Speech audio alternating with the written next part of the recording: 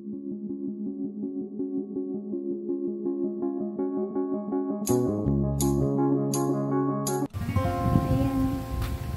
evening sa inyong lahat dyan, or good morning. Today is Thursday, at ang mga atis ko dito ay tinanggal ko na kasi yung doon bunga sa taas ay nawala. Hindi ko rin nakita dito sa baba na nahulog, so wala din. So ito, inharvest ko na yung dalawa. Kasi ano naman na siya, kulang na.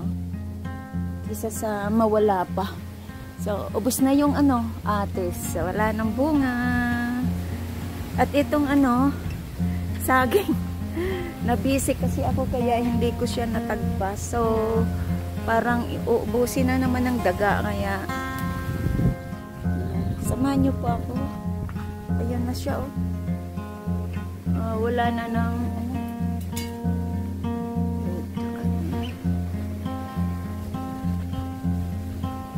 i-focus ko. Ayan, yan.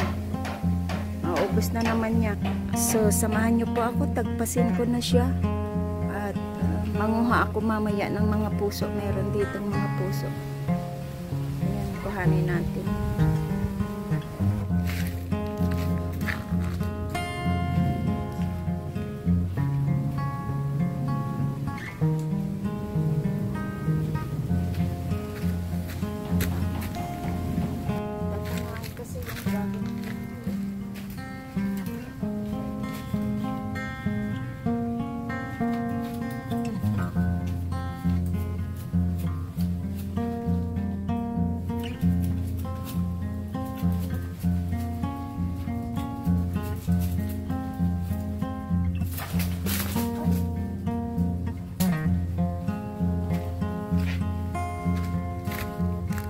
So, ayan, tinamaan ang aking dragon fruit.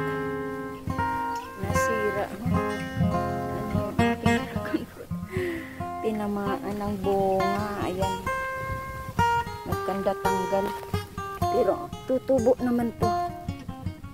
Tabo. Ayan na siya. Pinutol ko lang siya dyan at ang katawan ay naandyan pa. So, madali lang naman yan siya. Tulin. So, ayan na ang ating saging. Ayan na siya, kinain. Buti na yung tagpasin natin kasi ayan, kasi kukuha pa tayo ng puso ng saging. So, ayan, parang hindi ko alam kung pwede na yan siya kuhanin kasi meron pang bunga, namumunga pa. Pero ito, sigurado na to na pwede na natin kuhanin. Kuhanin ko na siya.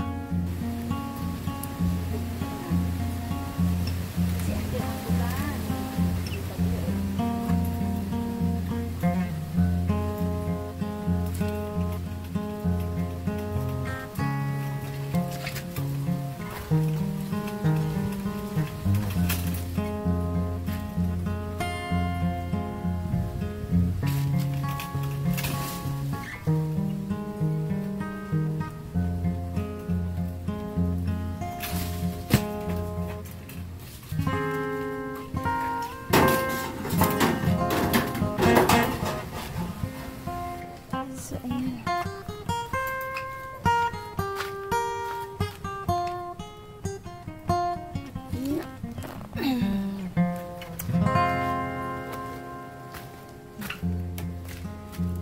Ang ating na-harvest for today ay tumatakbo. Ala eh. Ayan. So, ayan na po ang ating na-harvest for today. Thank you so much sa pagsama niyo sa akin. Sa aking for tonight. Ayan. Saging. Daming saging. Ayan. So, ano ko na lang to, isipi-sipi bago ilagay ko sa tray at antayin kong mahinog. Tapos, alam niyo na, delivered na natin to sa tindahan. So, salamat po sa inyong lahat. This is Laurie's Garden. Thank you. Pag may tinanim, may aanihin. Ayan. Kahit ganito yung ani natin, at meron. Ayan.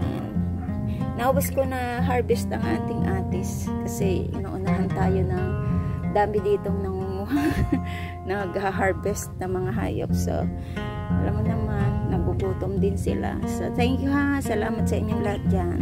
Bye-bye and God bless. So, yan ang lahat. Ating nahugasan ko na siya.